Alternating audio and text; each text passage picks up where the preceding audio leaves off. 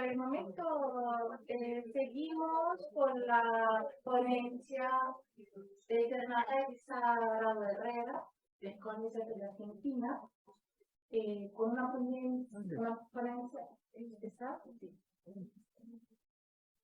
Aquí está Fernanda. Proyecciones utópicas y distópicas en la escritura de Marechal. Hola Fernanda. Hola, ¿cómo están? Buenas tardes a todos. ¿Me escuchan bien? Sí, estamos bien. Perfecto. Bueno, entonces comienzo para no perder más tiempo y espero mantenerme dentro del tiempo establecido. Ya saben, como siempre, mi agradecimiento a Rosa, a Julia, a Rómulo, a Carlos y bueno, comienzo. La escritura de Leopoldo Marechal ha sido abordada en numerosas ocasiones por la crítica, que ha estudiado diferentes aspectos de la obra, señalando como constantes definitorias la ambigüedad y potencialidad de la misma, su lugar ineludible en la literatura argentina, relaciones complejas con diferentes tradiciones y otros escritores e intelectuales, el contrapunto, a veces mutable, conflictivo y contradictorio con el discurso político y con su configuración ideológica. Atendiendo a la propuesta de este encuentro, Utopías y Distopías en la literatura hispanoamericana, presentaré en esta exposición en forma sintética para respetar los tiempos algunas líneas y puntos claves de estas cuestiones en la producción de Leopoldo Marechal, que espero permitan vislumbrar la riqueza de una escritura que, aun habiendo sido ya estudiada abundantemente por la crítica, continúa presentando desafíos y dudas, especialmente en el diálogo, en la relectura a partir de nuevos textos, inéditos o incluso marginales de este autor con los cuales confrontarse. En el abordaje de esta dicotomía entre utopía y distopía, declinada en constantes variaciones y desvíos, es oportuno desplegarla en la configuración de un imaginario que puede ser, insisto, contradictorio, estratificado, cambiante a lo largo de la producción de Marechal. A partir de la concepción de la utopía y de la distopía como genotextos, en el sentido que propuso Edmund Cross, es decir, comprendidos como núcleos de productividad significante, cuya manifestación es posible en idiosemas, que pueden organizarse en núcleos de sentido, se reconoce en este abordaje la construcción de un cronotopo utópico y otro distópico, que estructuran y articulan el universo poético e ideológico marechaliano. En la escritura marechaliana, dentro de las variables en las cuales se inscribe la articulación de la dicotomía conformada por la utopía y la distopía, el espacio resulta significativo en la hermeneusis del universo poético, narrativo e ideológico. Así, entre los varios espacios que se reconocen en la escritura, los territorios que se emplazan en la naturaleza o en las periferias urbanas permiten delinear algunos de los conflictos y constantes del universo marechaliano.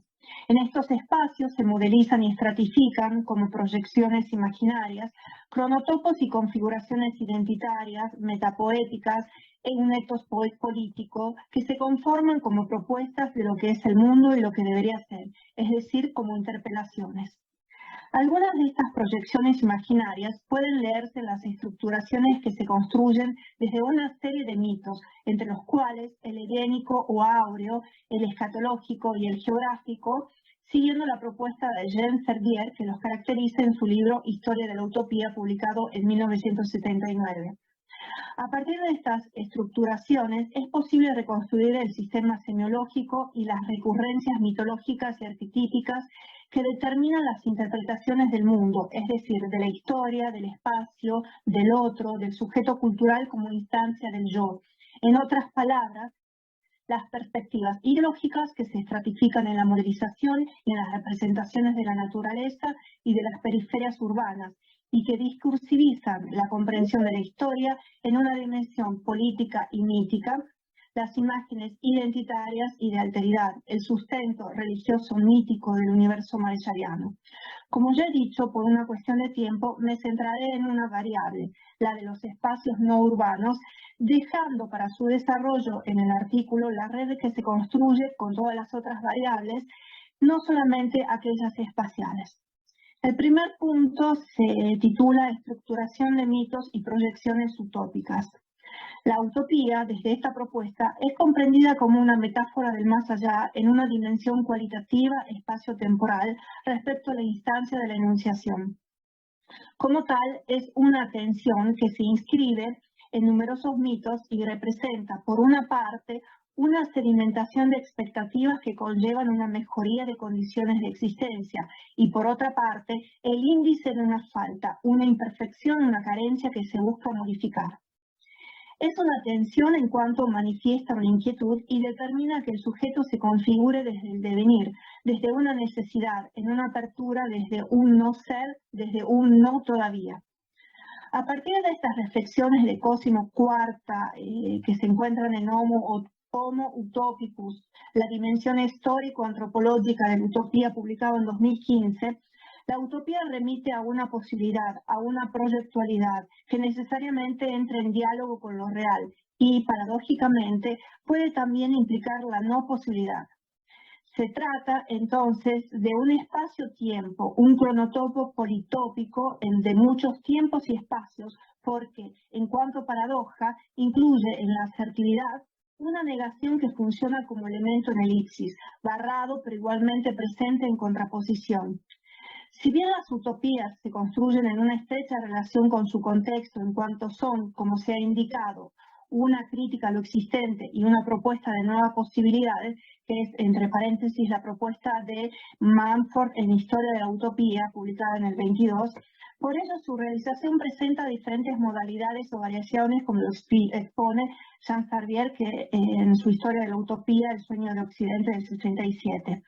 La utopía se estructura a partir de tres mitos, como ya he señalado, el herénico o áureo, el escatológico y el geográfico, que determinan la modelización, las proyecciones, las interpretaciones y las categorías identitarias y que se articulan y sobreponen complejizando el imaginario y sus representaciones. Siguiendo a Arrigo Colombo en Utopía y Senso, la sua Genesi como proyecto histórico, que está publicado en Utopía y Distopía de 1983, en el mito helénico áureo, la utopía se ubica en el pasado, al inicio de los tiempos. En el mito escatológico se proyecta el futuro y el mito geográfico se ubica en otro espacio lejano y de difícil, mas no imposible acceso. Por otra parte, siguiendo a Daniel del Percho en su libro Las Metamorfosis de Saturno, publicado en el 2015, es posible establecer, y cito, tres etapas o instancias de mundos alternativos que no se suceden de una manera estrictamente cronológica, sino que frecuentemente se solapan entre sí, fin de cita, y comprende la etapa mítica, la religiosa y la histórica. La etapa mítica está fuera de la historia y se propone como un mundo factual. La etapa religiosa implica la creación de mundos otros y con una perspectiva mesiánica. La etapa histórica requiere un contexto político temporal y una realización alternativa del mundo, por ejemplo, desde la modernidad. Comienzo ahora abordando específicamente Marechal con el subtítulo Utopías y proyecciones míticas en la escritura justamente de Leopoldo Marechal. A partir de las anteriores premisas, puede hipotetizarse que la escritura de Marechal se construye desde una proyección utópica o eutópica, usando la terminología de Arrigo Colombo, y que los espacios cronotópicos de índole mítica o delineados desde la lírica y la elegía, como por ejemplo Maipú o el sur, contribuyen a sostener dicha proyección. La no realización que define la utopía, como lo indica Cosimo Quarta, no es necesariamente índice de imposibilidad, sino más bien de potencialidad de posibilidad. Así, la patria, desde la producción de Marechal en la escritura, encarnada en el espacio mítico del sur y configurada desde la heroicidad épica, concentra la preocupación de Marechal por su construcción moral.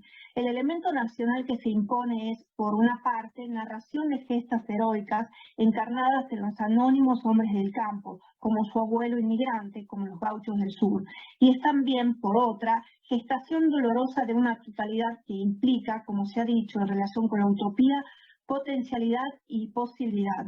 En Heptamerón, publicado en 1966, en el segundo día correspondiente a la patriótica, en el descubrimiento de la patria, el poema inicia con estos versos, y cito a Marechal: dije yo en la ciudad de la yegua tordilla, la patria es un dolor que aún no tiene bautismo, fin de cita, y más adelante, y cito, la patria es un dolor que aún no sabe su nombre, y todavía, la patria era un retozo de niñez en el sur aventado, en la llanura tamborilante de ganaderías.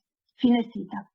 Esta imagen, que no resulta una tipificación de la argentinidad, se encuentra también en otros textos mareschallianos, inscribiendo en el cruce entre la épica y la elegía la huella de la utopía, es decir, esa doble tensión hacia el futuro y la idealización de un pasado y de un espacio que se muestran como origen áureo y destino a la vez.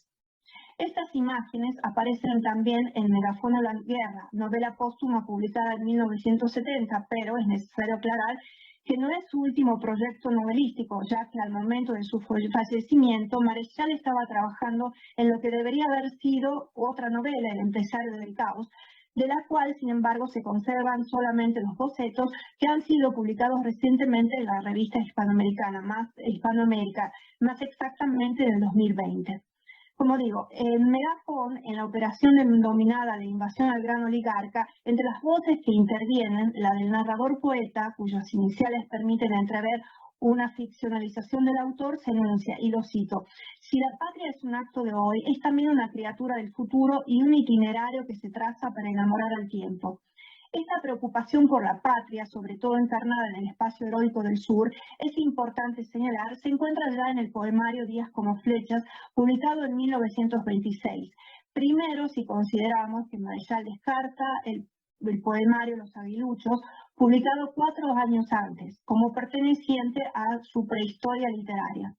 En la reseña que Jorge Luis Borges escribió sobre este poemario, que fue publicada en 1926 en la revista Martín Fierro, señala que Días como flechas obsequia, y cito, mundos hermosos, tierra imaginada que puede volvérsenos patria, fin de cita. Es decir, la proyección utópica de un espacio y de un tiempo que reúnen en sí tanto la representación de lo edénico áureo como de la tensión hacia el futuro. En otro texto marechalliano en donde se inscribe esta imagen, con versos muy similares a los de la patriótica de Heptamerón, es el poema de la patria joven, incluido en Odas para el hombre y la mujer, publicado en 1929, y cito: la patria es un dolor que nuestros ojos no aprenden a llorar, la patria es un dolor que aún no tiene bautismo, fin de cita. Es de notar, sin embargo, que este espacio heroico, en tanto es auténtico, no resulta paródico, como el estereotipo del sur criollo, malevo, orillero, de museo, que puede ubicarse en el literario nocturno que realiza Gran Buenos Aires y los otros compañeros héroes por Saavedra, es decir, en la frontera sur-ciudad. El sur, entonces, en cuanto núcleo de sentido que concentra la utopía, desde la elegía y la épica, se conforma, como ha dicho María Rosa Lojo, en la matriz fundamental de la poética marechalliana, por lo que el sur deviene el mito literario personal. Es, por otra parte, una construcción imaginaria que necesita aferrarse a realidades concretas, cotidianas, cercanas. En este acercamiento a la utopía hay un conocimiento de la inocencia de la patria y de la virtud de sus primeros hombres, en los cuales reconoce a los hombres de campo y a los inmigrantes, y excluye por el silencio a los habitantes originarios. Se reconoce así en la patriótica de Heptamerón, y lo cito: yo también soy un hijo del otoño, que llegó del oriente sobre la tez del agua. Fin de cita. Y en Megafono a la guerra afirma que el descubrimiento de la patria en el lenguaje necesita aferrarse a, y cito, a estas frutas y a aquellos hombres para saber que todavía estamos en un país real. Se trata entonces de un doble y aparentemente contradictorio deseo: el conocimiento idealizado de una patria que se construye en lo real, una utopía, en otras palabras, que implica una posesión real y poética de la patria. Rastreando la producción marechalliana, entonces, el espacio no urbano significativo constante en la producción marechalliana es, como ya se ha mencionado, el sur o Maipú. En este se articulan el mito edénico y el geográfico, pues el mismo se presenta como origen sagrado y profano, tanto individual como colectivo. En este espacio, la abundancia y lo verdadero remiten a un mundo primigenio perdido que se proyecta desde un pasado e impone una mirada crítica a un presente que se prefigura como falso y corrompido. Adán Buenos Aires, al rememorar ese espacio en la parte primera del libro quinto, lo describe como un camino, y cito, trazado en la llanura de horizonte a horizonte, en donde transitan 100 novillos rojos que arden como brasas a mediodía. Fin de cita. El espacio deviene edénico en cuanto remite a un origen, a un pasado en el cual todavía vive el abuelo. El mito se transforma entonces en utópico en cuanto hace factible la victoria sobre la muerte, las pérdidas revirtiendo el paso del tiempo y la corrupción de una identidad auténtica. Es un espacio prebabélico de interconexión con el mundo en el que el lenguaje necesariamente es auténtico y la comunicación se realiza sin dificultades. Esta caracterización positiva del espacio rural está efectuando una crítica en elipsis al espacio urbano babélico por el fenómeno inmigratorio, en el que el conflicto social y la violencia simbólica determinan que la sociedad se presente como un cuerpo enfermo, distópico, en palabras mareschallianas, cacodélfico. Es en ese mundo que el mito es posible a través del lenguaje de la poesía, de la creación, acercando la humanidad a lo divino por imitación y alejándola de ello en cuanto no se siguen las virtudes enunciadas en Didáctica de la Patria que se encuentra en Heptamerón. Así, de este modo, Cacodelfia, el lado oscuro, la distopía, se revela también en la lírica de Heptamerón, del mismo modo que esa imagen ideal de la patria que concentra un proyecto utópico.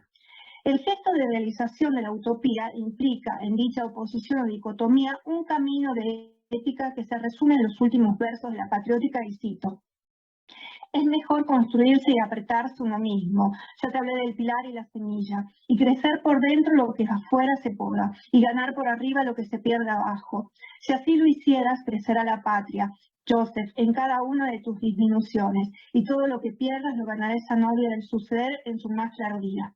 Fin de cita. Se trata, en consecuencia, de una deontología patriótica y espiritual, de calificación ética y religiosa a través de un itinerario ético tendiente a modelizar al argentino como héroe y como santo a través del sacrificio y las virtudes. Es significativa la carta que Marechal dirigió a Eduardo Mallea en ocasión de la publicación de Historia de una Pasión Argentina, publicada en la revista Sol y Luna en el primer número de 1938.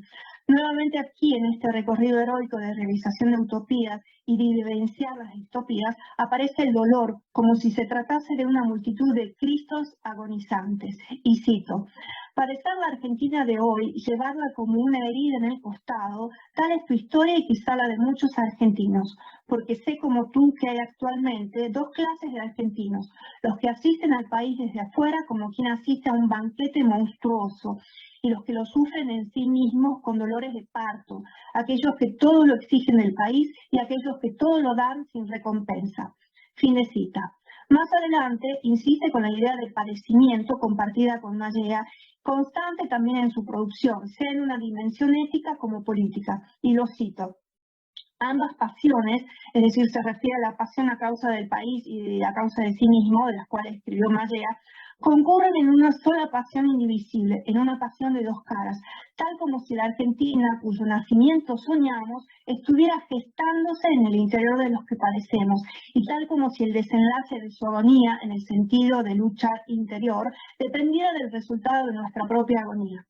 Más adelante, y antes de concluir la carta, Marechal afirma sin ambigüedades, y lo cito: lo que podemos afirmar en lenguaje directo es que nuestra Argentina irá levantándose a medida que crezca el número de los despiertos entre los dormidos y el de los sobrios entre los ebrios. Haremos a un país a nuestra imagen y semejanza.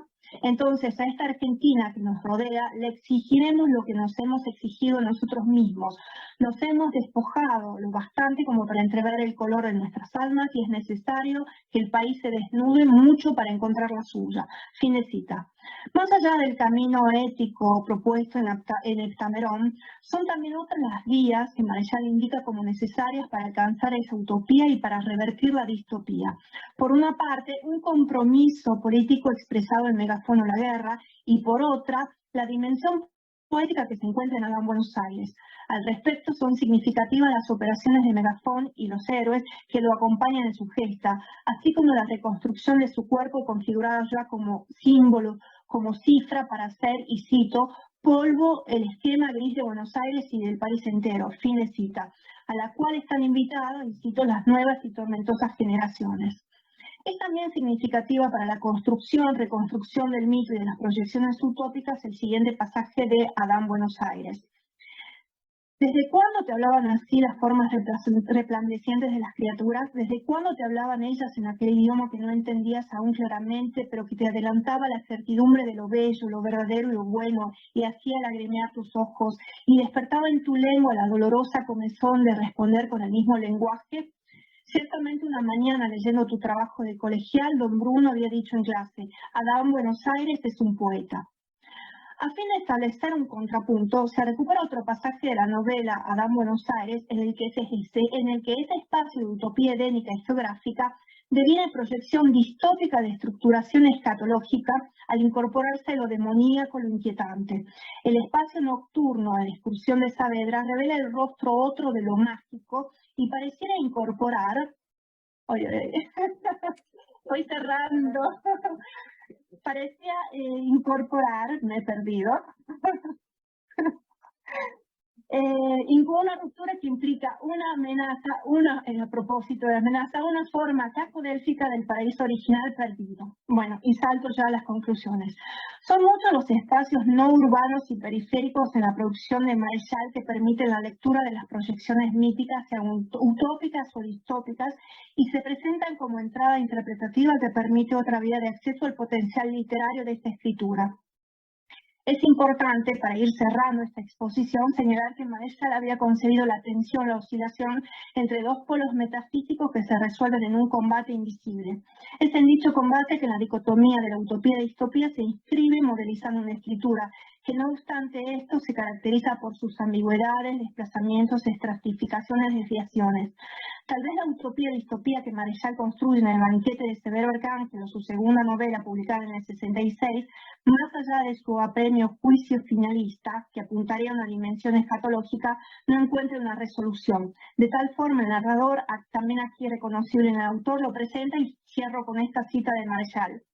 No consignaré las respuestas azarosas que di esa noche a mi cuestionario íntimo. Entiendo que, según lo deseaban los organizadores del banquete y lo manifestaron por boca de Farías, el teorema debe quedar en pie y abierto a las inquisiciones del alma. Bueno, muchísimas gracias por la atención y bueno, ya fe de...